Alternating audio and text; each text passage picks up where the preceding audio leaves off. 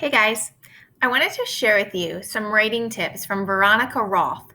She's the author of the Divergent series, and she just kind of goes through what are her stages when she's writing one of her novels. So I want to share it with you, and then I want to know what you think about it. So, stage one, she calls it the word vomit stage. Sorry for the graphic image there, but you just write. You do not need to reread what you've written. Even if you don't remember it and you want to check it for the sake of consistency, don't do it. You'll be tempted to edit, and editing before you finish the draft is the enemy of the writing process. Stage two, let it sit for a while. This is a good time for you to reconnect with friends and family you may have neglected while writing, and to recharge your writer batteries, so to speak. Not writing as important as writing. Go out into the world and remember how interesting it is and the people in it are. Stage three, reread and make notes.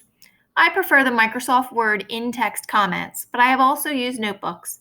I try to write down big plot or character shifting things the first time I reread, like remove this character, or the end has to happen differently, or set up this huge plot element earlier in the story. Stage four, view spoiler. Rip your draft to shreds. The phrase, murder your darlings, meaning the stuff in your manuscript that you love best, is probably the stuff that needs to go, and you have to be willing to get rid of it. Has been important to me in developing as a writer.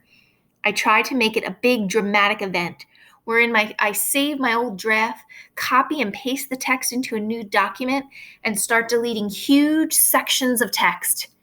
It hurts, but it's oddly liberating. The story can become something new now, something better than it was before, something it couldn't become if you clung to everything.